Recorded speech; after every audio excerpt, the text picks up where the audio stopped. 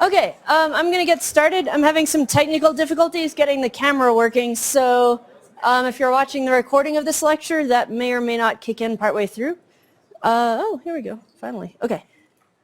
All right, so today's announcements are the Chapter 14 sapling is due 9 a.m. Monday. As a reminder, that time is not the midnight time that a lot of other classes use for saplings, so make sure that you get it done by Monday morning, 9 a.m. And also the packback posts are due Sunday evening, and that's going to be an ongoing thing, so I'll try to remind you every Friday, but every week you should be posting on packback. And I think Friday afternoons is going to be the time of the week when I sort of go through and like really dig in and see what posts people are doing. And then on Monday, I think I'm going to incorporate people's questions into lecture a little bit and sort of cut back and see like where people are having difficulties with the concepts and maybe like touch on those issues a little bit. Okay. Sorry, 1 second here.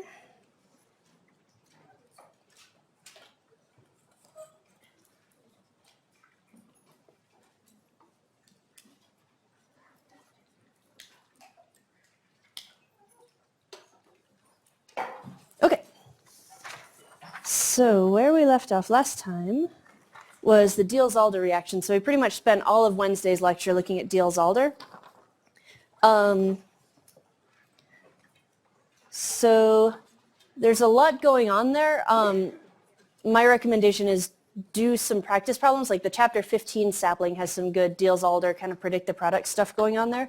The stereochem is kind of an added layer on top of that, but you can still figure out the connectivity even if you're having a hard time with the stereochemistry. Both are kind of fair game when we're looking at endo versus exo though. Okay. So what I'm going to jump into today is a different reaction that we can do with dienes, and that is 1,2 versus 1,4 addition.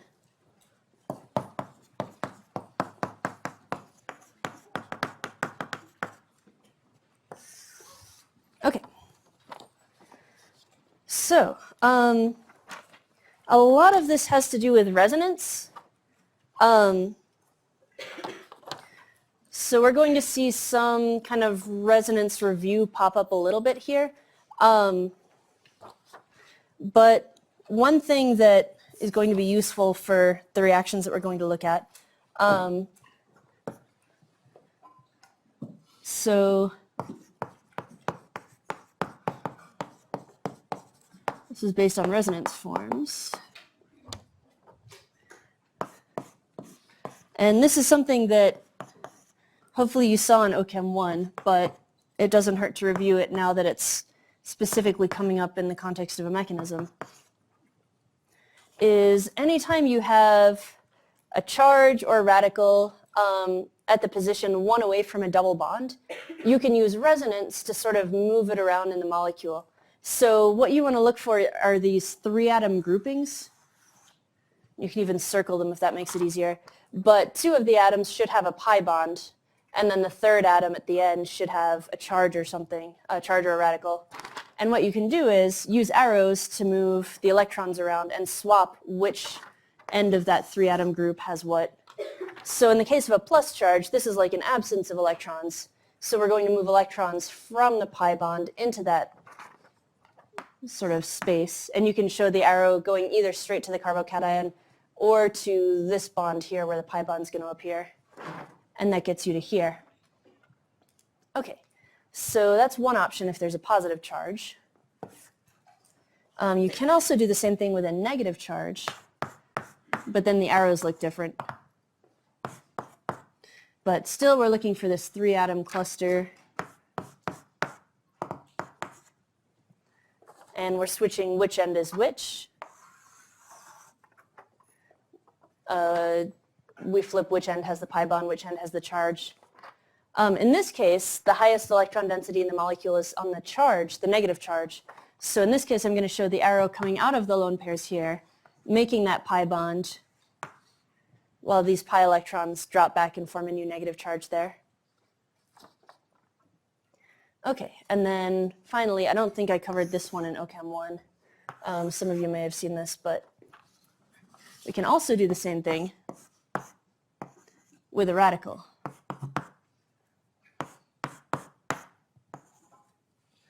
And in this case, if we're trying to make a pi bond in this location, we've only got one electron from the radical to actually do that. So we're going to have to bring in another electron from the existing pi bond to the right location to make the new pi bond. And then the leftover electron ends up on the end carbon. So the arrow pushing there is pretty much the same as what we've seen for like radical mechanisms in the past. Anytime you want to make a new bond, you need two electrons, and so one comes from the radical, one comes from breaking something else. Okay, so we've seen this before in terms of how to do resonance, but this is important now because it's actually going to pop up as part of the mechanisms that we're going to cover. And specifically, the one that we're going to cover involves carbocations moving around. So,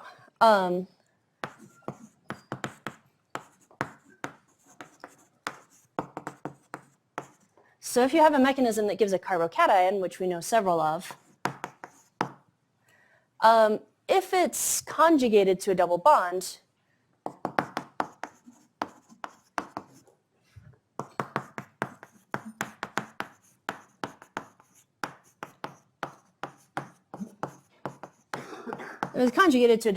it's actually got two different options of where it can be, and then both of those can potentially give you different products during the mechanism.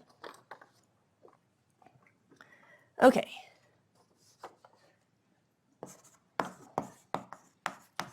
So that's what we're going to be looking at here. We're going to be looking at the very first mechanism we saw that gave carbocations, and that is HBr, or HX addition more generally. So if we start out with something like,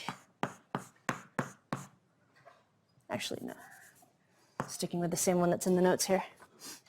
Okay, so we start out with 1,3-butadiene, and we have HBr here. We can take one of the alkenes and start doing HX addition, just like we did in the past.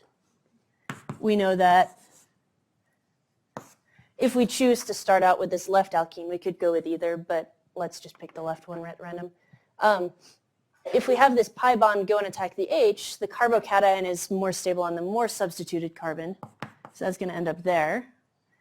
And that means that the H ends up here. Okay, so we're still following Markovnikov. We can talk a little bit about resonance stability in a second here.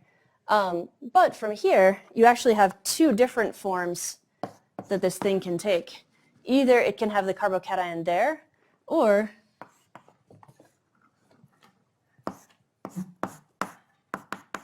it can have the carbocation out here on the end. And so either of those can finish up the mechanism where the Br comes in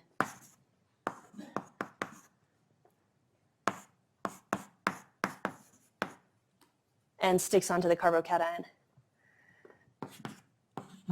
And I'm just kind of writing it on the arrow here because I don't want to sort of show it attacking here because I showed the resonance arrows already, but if you want, you can include the attack arrow for the Br minus finishing it up.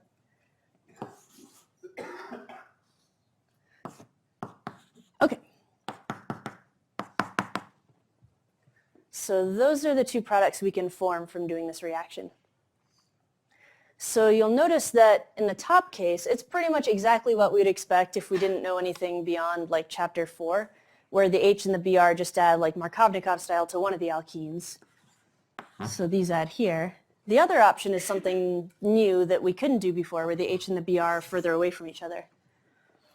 So for numbering the atoms of what added where, if we sort of go along the chain and call these carbons 1, 2, 3, 4, 1, 2, 3, 4, what we're doing here is adding new atoms to carbons 1 and 2, versus here we're adding them to 1 and 4.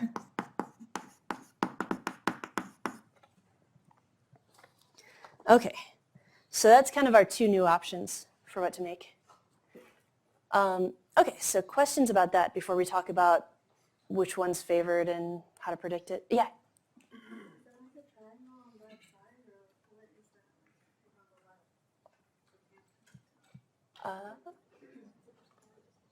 This one? Oh, yeah, sorry. I started drawing another zigzag bond, but then I realized I wanted to keep it the same as the notes. Is that what you're asking about?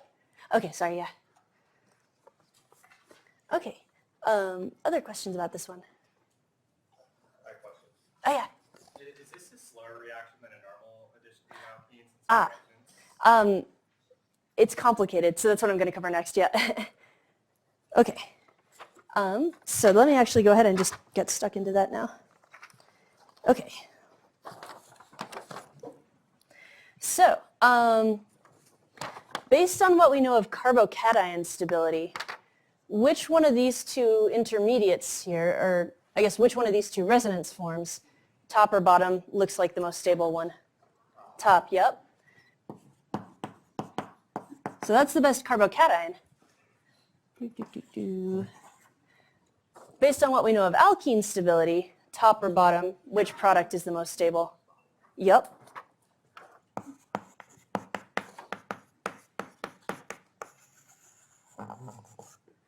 So we have sort of a weird thing going on here. The best intermediate doesn't give us the best product.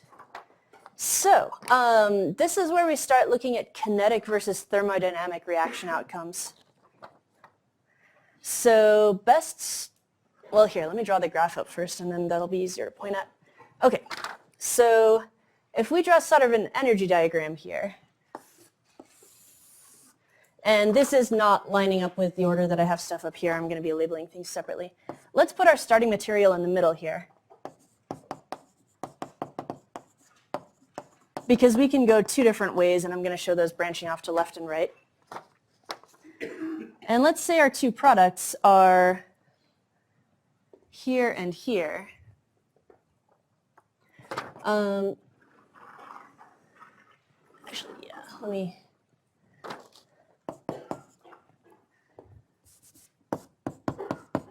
So our 1,4 product is more stable than our 1,2 addition product. It's lower in energy.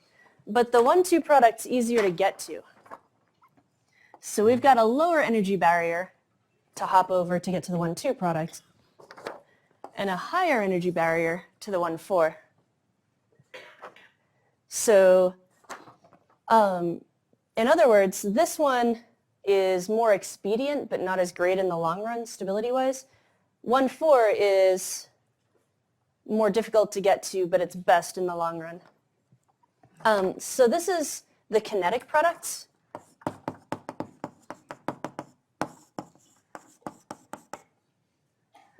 And it's favored under lower energy conditions. So what that means, there's a few different ways to sort of make that happen.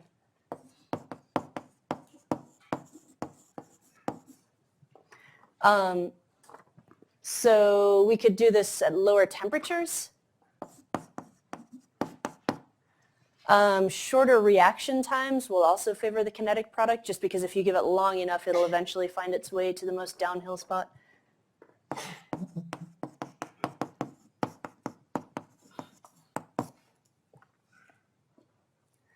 Whereas over here, we've got the thermodynamic product.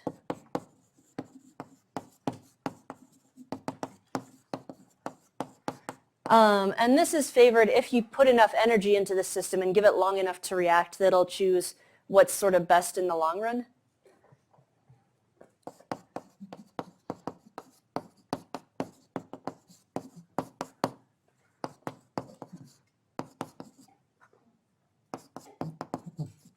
Another way to describe the thermodynamic product is that's what the system will choose as the major product if you let it come to equilibrium.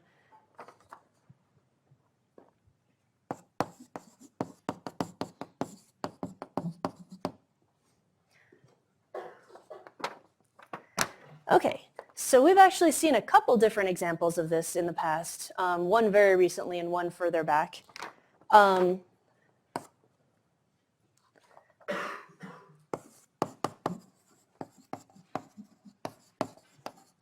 So endo versus exo is another example of kinetic versus thermodynamic.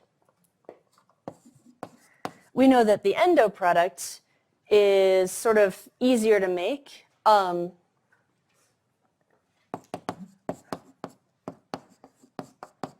It has a more stable, lower energy intermediate, and that's kind of that little sketch of the MO orbitals overlapping is what I was getting at there, because it's easier for the molecules to get together, but it's not as great in the long run because then you have to worry about sterics.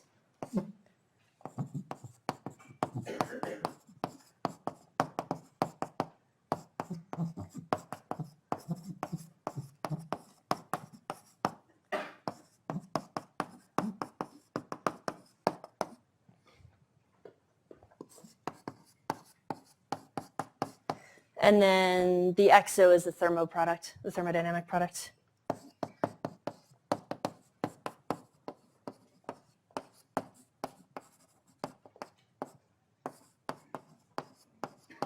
So that's why we saw if you use like relatively low temperatures, Endo will be favored, which is most of the time.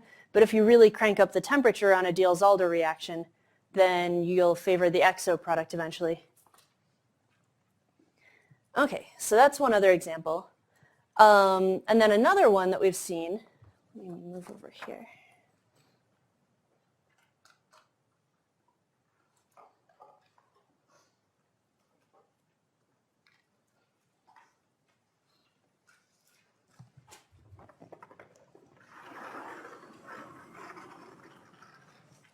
Is actually Zaitsev versus anti-Zaitsev eliminations.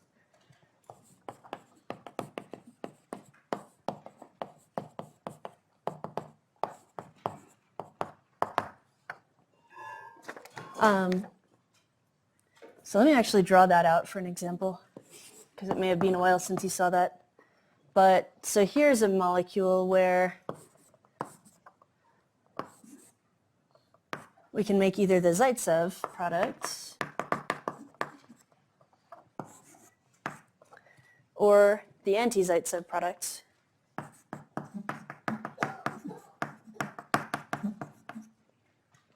So product-wise, we're actually looking at exactly the same considerations we did for this 1,2 versus 1,4 thing up here. This is the most stable product. Zaitsev gives you the thermodynamic product.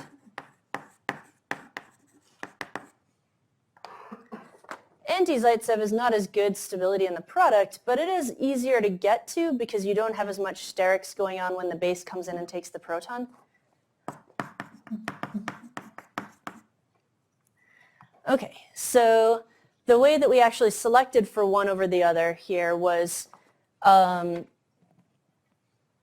general at like regular room temperature, using a small unhindered base actually has enough energy to overcome the sterics, come in, grab the best proton for the product, even though it's not as accessible. So here, like, for example, methoxide is going to go to the thermodynamic product. But if we really crank up the energy of the transition states, and again, like this is labeled 1,2 versus 1,4 for up here, but it's going to be the same graph for any kind of kinetic versus thermodynamic like competition that we're ever going to see. If we use some bulky base that really doesn't want to get in close to your alkyl halide, and we're pretty much like raising the energy of both the barriers at that point, we can make the barrier so high that the base really can't get to the thermodynamic product easily at all. So we can do that by using a bulky base that forces it to go kinetic. Okay. So I guess in this case we actually selected for one product versus the other, not by tweaking the temperature, but by using sterics to affect how big an energy barrier there was to get to the product. So that's another way to do it. Okay, so questions about those examples? Yeah? When considering the 1,2 and the 1,4, would you, is one of those more favorable to do like SM2 or the MS2? You mean the products here? So that actually gets most of a chapter dedicated to it, as it turns out, so I'll get to that. Yeah, I guess like at least part of a chapter. So there's something special about being in this position one away from a conjugated carbon system that actually changes the easiness of doing all of the SN1, SN2 kind of stuff reactions. So we'll look at that in a second. Okay. So, yeah. Mm-hmm. Did you say that cranking up the temperature would favor the Zaitsev products, just like with the reaction? Yes, although here we actually have like an added layer of things to deal with, because now we're not just looking at Zaitsev versus anti-Zaitsev, we're also looking at substitution versus elimination.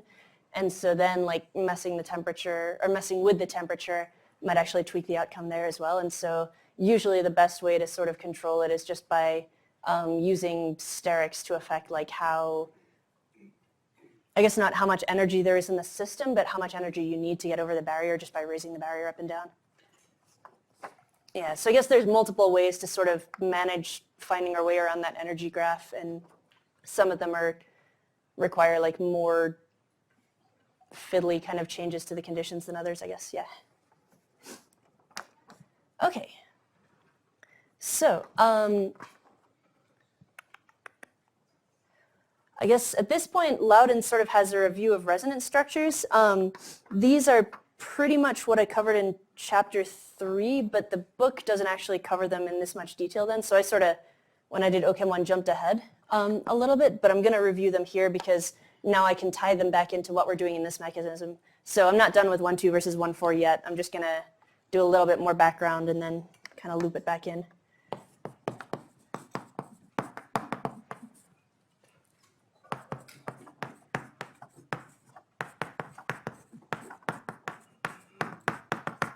Okay, so evaluating resonance form stability.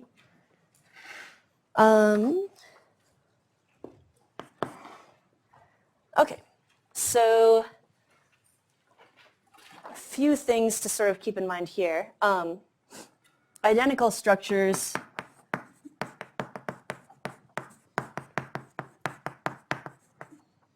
are going to contribute equally to the overall resonance form.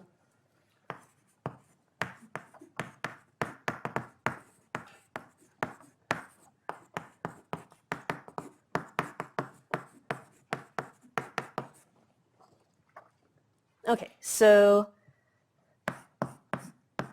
if we're looking at this thing, it's two resonance forms here. There's two of them, but technically they're absolutely identical in energy. They're actually just straight up mirror images of each other as well, which is not always going to be the case, but it is for this particular molecule. So what this means is that both of these are equal contributors to the resonance form, which means that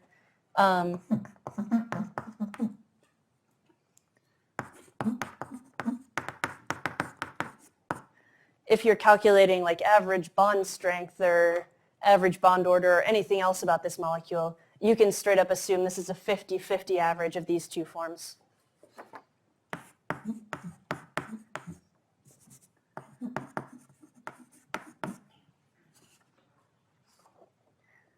So in other words,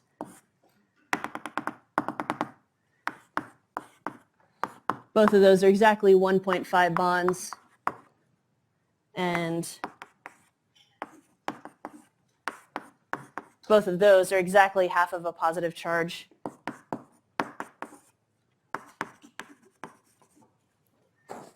Okay, so that's not going to, things aren't going to be this easy most of the time. We're not very often going to see like exactly equivalent resonance forms.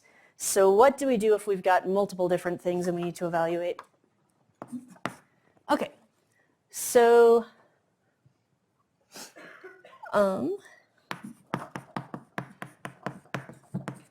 sort of the more dominant concern when we're looking at different kind of connectivity in resonance forms is whether everything has a full octet or not.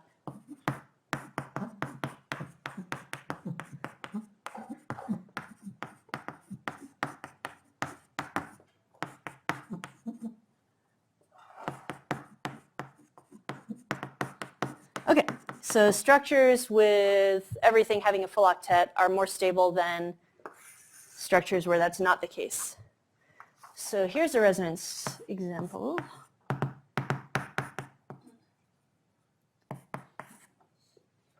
Okay, And we've actually seen this come up a little bit already during some previous mechanisms in Chapter 14, where if you try to put a positive charge here right next door to something with a lone pair, that lone pair is immediately going to kick down.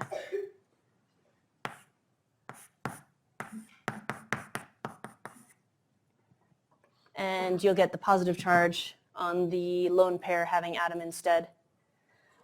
Okay, so in this form, you have an unfilled octet on carbon.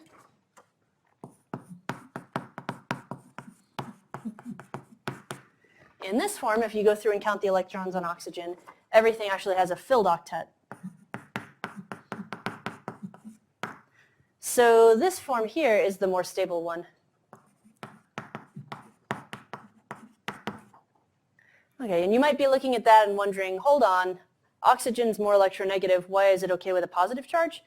Turns out it's not like absolutely happy, but at least having the filled octets,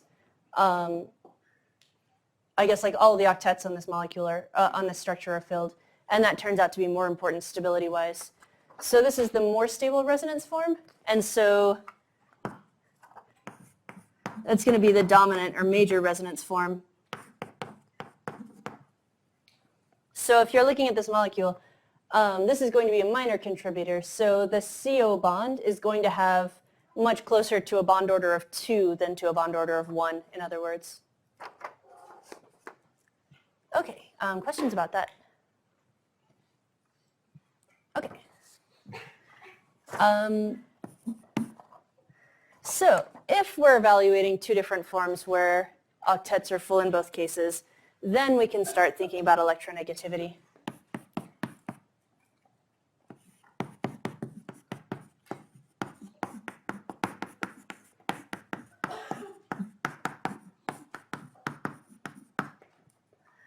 So if the octets are filled for both forms, then negative charges are more stable on more electronegative atoms, and vice versa, positive are more stable on less electronegative atoms. So, for example,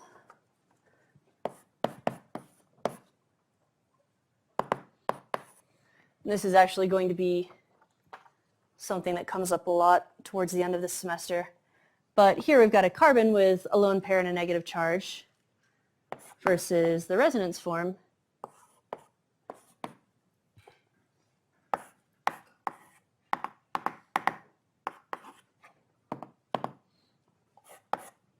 Of this. Quick check, everything has a full octet here, everything has a full octet here, so that's all tied. And so then you would just want to put the negative charge more frequently onto the more electronegative atom.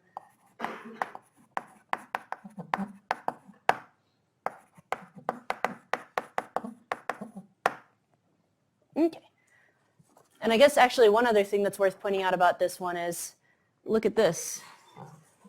There's another 3-atom subunit that's doing exactly the same thing that we showed in those examples over here. We've got a charge at one end, we've got a double bond here, and just because one of those atoms happens to be an oxygen, doesn't matter, it can still do exactly the same kind of resonance pattern that we're used to seeing. Okay. So one last thing to focus on is that now that we know a little bit more about what's realistic for bond angle geometry, it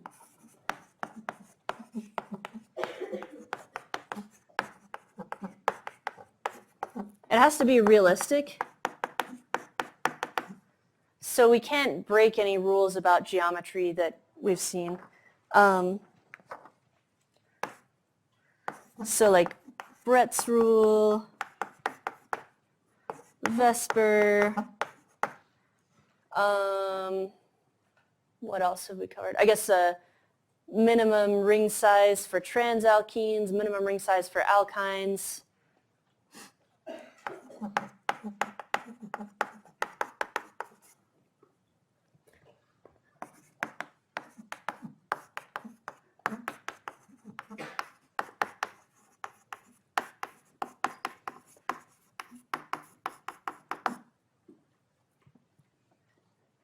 So if one of the forms looks good, only it's breaking bond geometry rules, then that's not going to be a contributor at all. So like,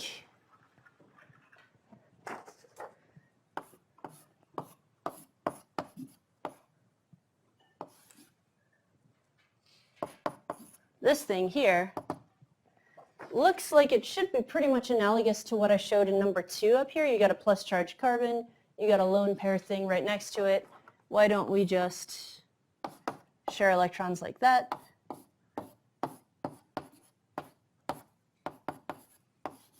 Problem is, Brett's rule tells you can't have a double bond to a bridgehead atom if the largest ring is below a certain size.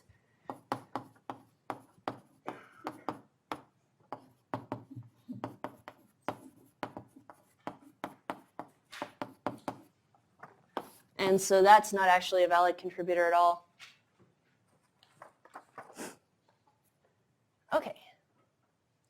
And then beyond that, we also have sort of our standard, I guess I should include that in the list because this is going to be relevant to looking back at 1.2 versus 1.4 edition. So let me include this as number 5.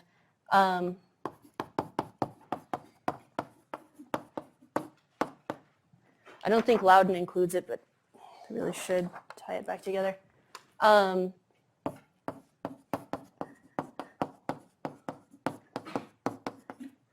We want to look at the usual rules for, say, carbocation stability.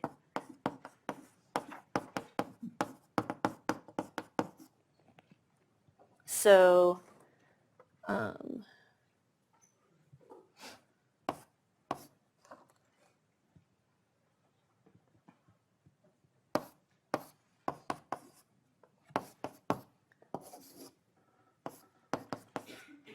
between these two, everything has the same number of unfilled octets. Here we've got one unfilled octet, one unfilled octet. We're not putting a different charge on a different electronegativity of atom. They're both carbons. But we still know that this one is going to be the more stable resonance form.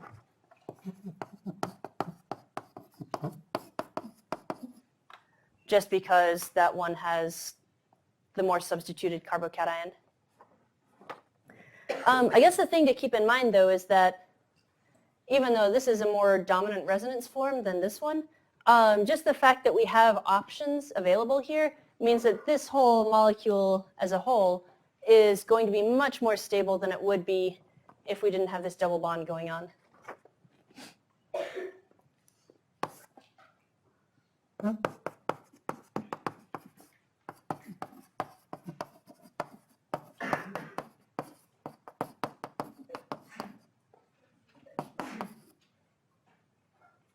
So in other words, this is more stable than the same thing with just no double bond. Okay, so we're going to talk about this a bunch more later, but this position here, so I guess we've covered the allyl group in the past. This is actually called the allylic position.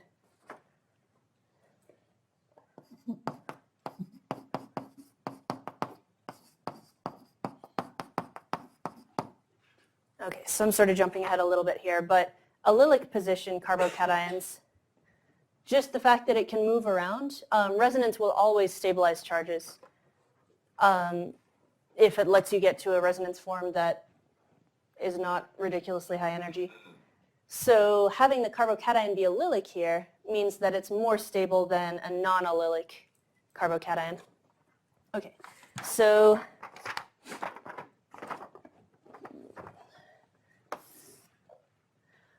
all right, so tying this back into 1.2 versus 1.4, and I didn't include this in the notes, but I probably should as sort of a more reasonable example of how to actually solve problems like this. Say we're looking at something like this, where we want to add HX to it.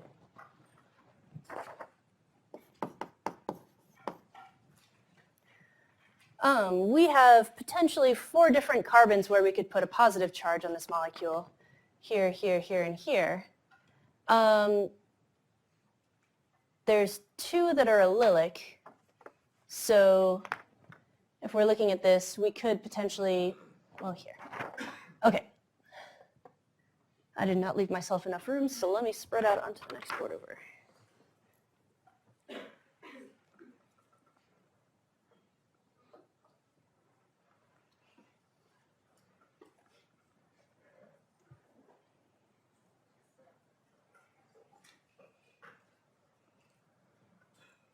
Okay.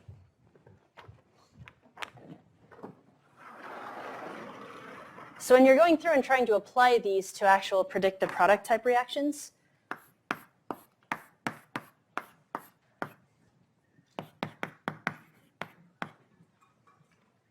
then you can actually start out by having either alkene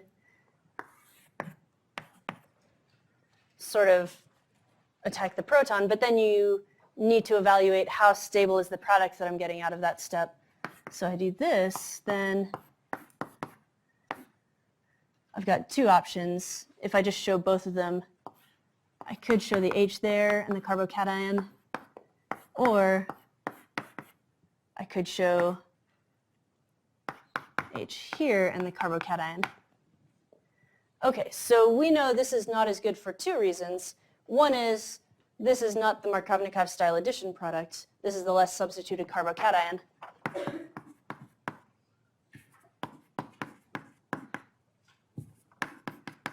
And also, if we put it out here, we're missing out on the allylic stabilization. Like, this thing has no resonance it can do to sort of move around the molecule. This is like a failure on 2 counts. Whereas here, it's more substituted and it's also allylic.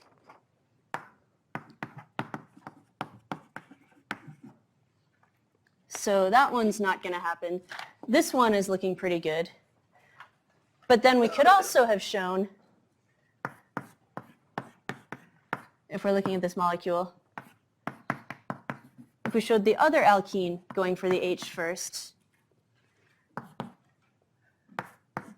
we can show potentially 2 different products out of that. One where we show the H here in the carbocation, or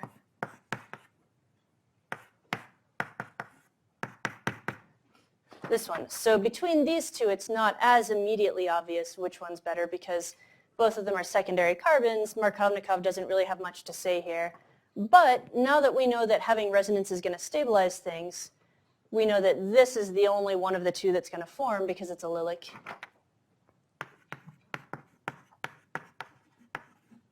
So basically, when you're doing 1,2 versus 1,4 addition, you can immediately rule out if there's something with resonance stabilization versus something with not. You can rule out the ones that don't have resonance stabilization right off the bat. And then for each of these, you can sort of go through and show what if I add the Br to the carbocation as it is now versus what if I add the Br to the resonance form. So you're going to sort of have branching possibilities of, and I might not actually draw out the resonance explicitly, but if I just say 1,2 versus 1,4 here, sort of show the products like that versus having the Br add there. So that's 2 possible products. And then from here, you can also do 1,2 versus 1,4.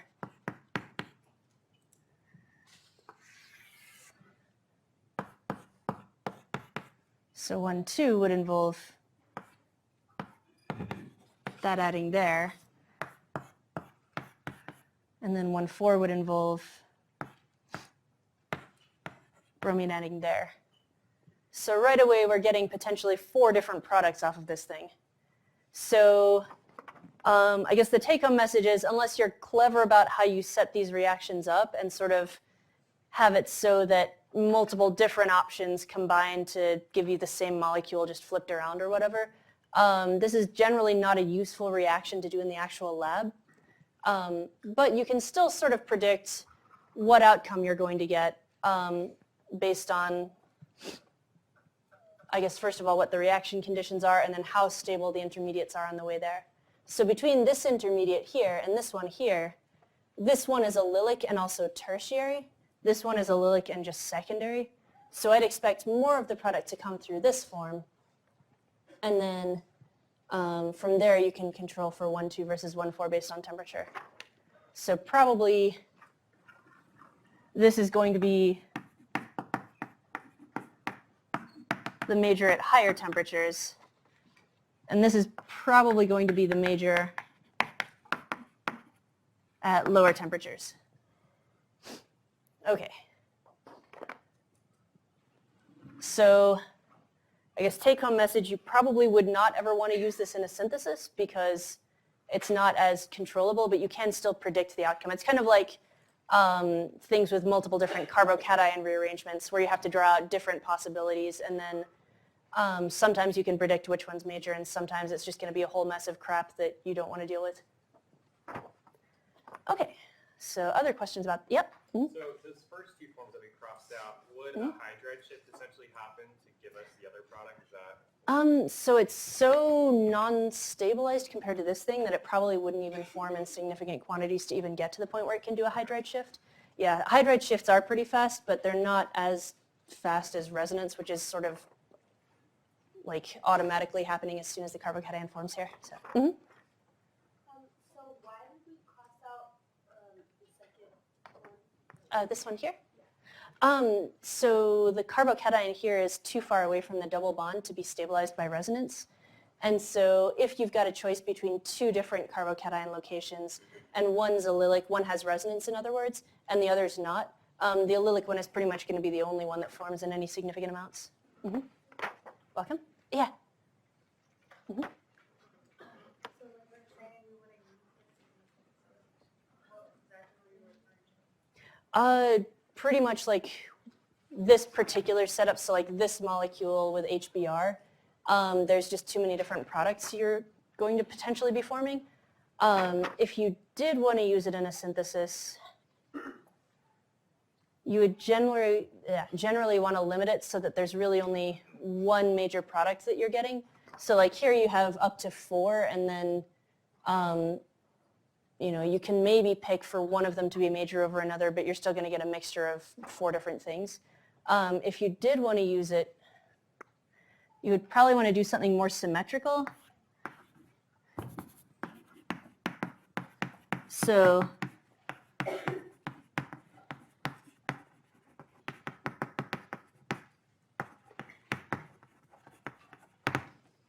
if I did this whole thing without the methyl group on there, suddenly this becomes a lot more manageable, because now no matter which alkene I attack first and what product I make, I'm going to get just a single product out of it. And if you want to go through all the branching possibilities and work that out, that's actually kind of a good exercise.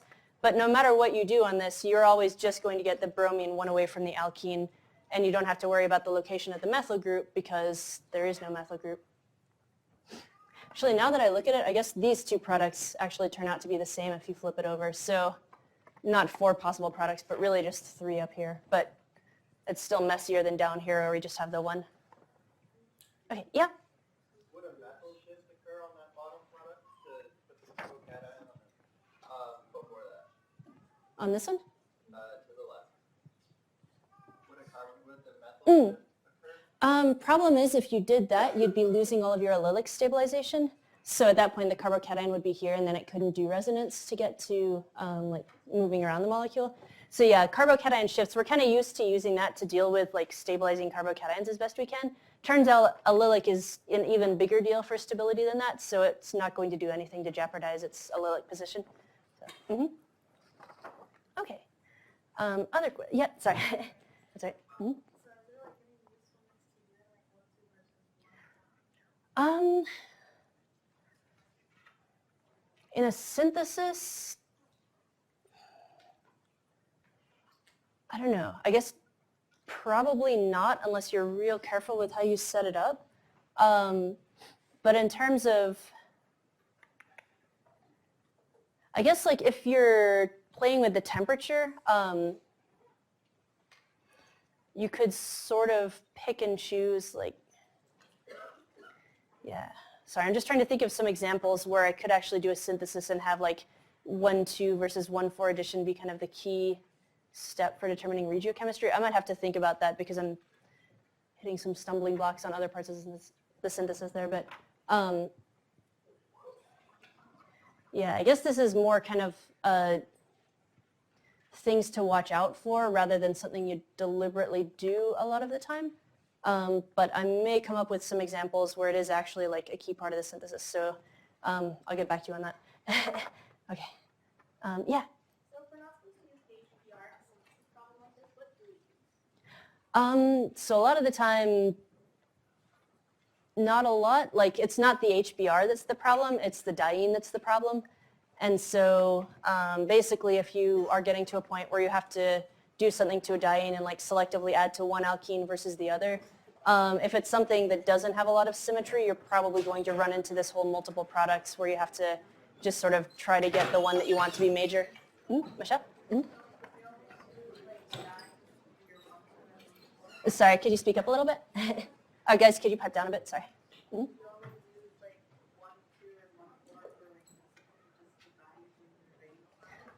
Yeah, so generally it doesn't show up that much during a synthesis problem, but there are some cases where you could sort of shoehorn it in, I guess, like if you set things up really right, like ahead of time. So, yeah. Okay, so I'm going to wrap it up there, and then next time I'm going to finish up this chapter.